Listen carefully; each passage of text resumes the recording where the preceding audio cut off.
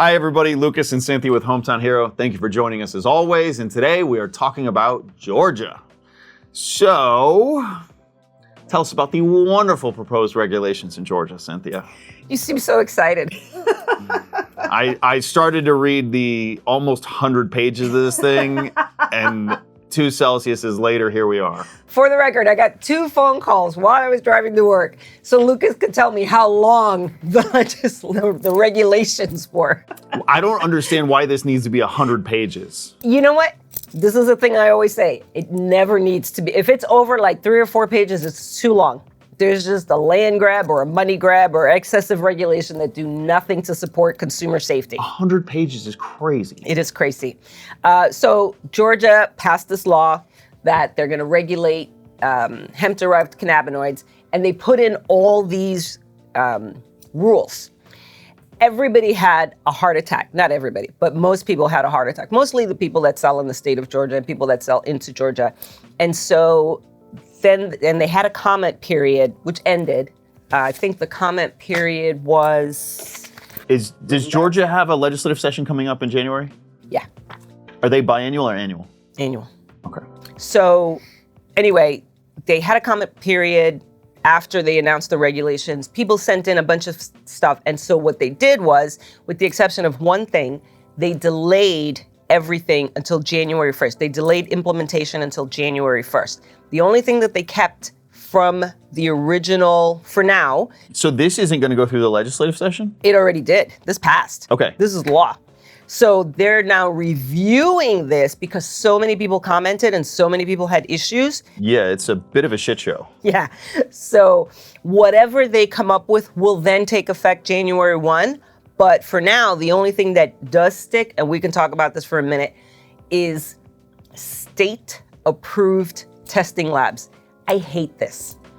Well, the problem with state-approved testing labs is you're essentially limiting what you can do in the state. It allows the state to manipulate the industry by either, not having enough labs, or there's a variety of different things there that can kind of go wrong and completely mess the industry up. In addition to which, think about it. You get all these states doing their patchwork of regulations. Are these third-party labs, or are they state labs? They just have to be approved by the state. So consider, and I don't know what the approval process will be. Kentucky does the same thing. Do they have to be in Georgia? No. Okay. Consider that a state decides one day that they're only going to approve, 4 labs. And then another state decides that they're only going to approve a different 4 labs. You could end up in a situation as a manufacturer where now you have to have different labs for different states, which is a nightmare. This is a bad trend. Yeah, there's some other really bad trends in here too. One of them that you and I were talking about was the Georgia THC warning label. Oh my gosh, let me hold it up for the camera. Yeah, so Cynthia and I were having a talk about this. The problem with this, is if every single state does this, you have to have 50 different types of packaging. Or giant packages to accommodate all these state. Yeah, I mean, it's just going to get crazy if every single one of these states requires something different on the packaging. It gets a little bit nuts. I was talking to a lawyer that's working on this stuff, and I was texting with her. And I said, the thing is, bureaucrats do not think about the unintended consequences or the consequences of the decisions they make. So now you're telling manufacturers you have to have state-specific packaging. And then what happens when Florida has this? And then, Colorado has this. And, what? There's not going to be room on the package for the actual information. What is this limit? We've had some conversations already about some of the stuff in this. What is this limit in regards to what can be sold in Georgia? Well, you can no longer have brownies or anything they consider to be food. Exceptions are tinctures and gummies and beverages. So beverages are not considered food, but anything else that you can eat, consume, is considered a food, unless it's a gummy. Gummies are not considered food. Everything else is off the table. Brownies, cookies, muffins, cupcakes, whatever. Anything you might have enjoyed. So I suppose that people will have to get little packets and just mix them into their brownies. So no flour, no joints, no... Oh yeah, they ban flour too. No edibles other than gummies. Correct. 10 milligram limit per serving, 150 milligram limit per package. Okay. Yeah, which in a total THC situation. In terms of the total THC, what are they counting in terms of the total THC? So is it everything? Yeah, I mean, they have a list. So CBNs, D8, anything that comes out of, Delta 9, Delta 10, THCO, HHCs, all that is considered, and I don't have, these pages are not numbered. Thanks a lot, Georgia. D9, CBD, CBA, CBG, CBGA. So so it's these 2 pages. It's interesting they're including the THCO based on I'm assuming, this was done before the Fourth Circuit. So they had it on there, but now the Fourth Circuit's saying THCO is legal. Yeah, so they included it in their total THC definition. Yeah. So you have to test for all of these things. Percent of the total weight. Yeah. Okay.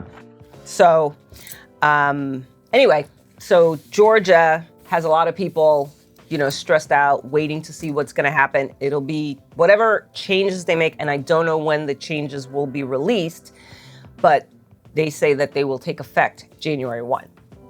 Do you know what that process is for the changes? No. It's a big secret bureaucratic process where they just sit around and look at all the comments and go. And the way that it was explained to me by this attorney working on it, I was like, well, it's nice that they're willing to consider these changes. I said, I wonder what prompted that. And she's like, throwing a bone to the industry. She's like, because they didn't have to do anything. And I'm like, and it's insulting. I mean, she wasn't being insulting. The idea or the concept is insulting. But the flip side is that government has that much power that they can do that. So it just is what it is. Right. Yeah. Well, if you were going to wildly speculate about what's actually going to happen, what do you think is going to happen? Changes? I don't think there'll be a lot of changes. Maybe they'll change like a registration fee or something. I mean, I am pushing on that Georgia label, that specific label, because that's going to be a problem. And then, what happens with bad ideas? They proliferate. Then other states start picking up on the bad idea, and then we have a situation. So I'm pushing on, we already do the leaf. Why does it have to have a big GA underneath? You know what I mean? There's going to be product registrations and all that other stuff. The labs have to submit, and they raised the manufacturer's licensing fee to $5,000, which isn't bad. It isn't bad. I mean, fees are up for grabs, right? They can raise them, lower them, whatever. They use those fees for enforcement, so we'll see. But there is the medical marijuana industry that's trying to influence the legislature in Georgia as well. So there's that. Have you heard any buzz in the industry about what they're planning to do about this? I have heard some conversation about a lawsuit, but there's no point in having a lawsuit until the final regs come out. Right. So it's kind of like a waiting game. So what happens is, you get everybody whipped up into a frenzy. We're going to sue. And then they're like, wait, we're going to look at these again. And you're like, damn it. And, it's a twofold problem. First is that you lose that momentum that you have. And in the meantime, people may actually exit the state, right? They're like, I don't want to deal with this or whatever. So it's on the one hand, it's not thrown in your face, effective October 1, you have to do this or whatever, because that brings a different set of stress. But the not knowing part is really stressful as well. So that causes its own problems. Yeah. Thank you, everybody, for joining us with our quick chat about Georgia and their wonderful regulations they have proposed. So we'll be very curious to kind of see what comes to fruition in this and what happens. Thank you for joining us as always, and happy hunting.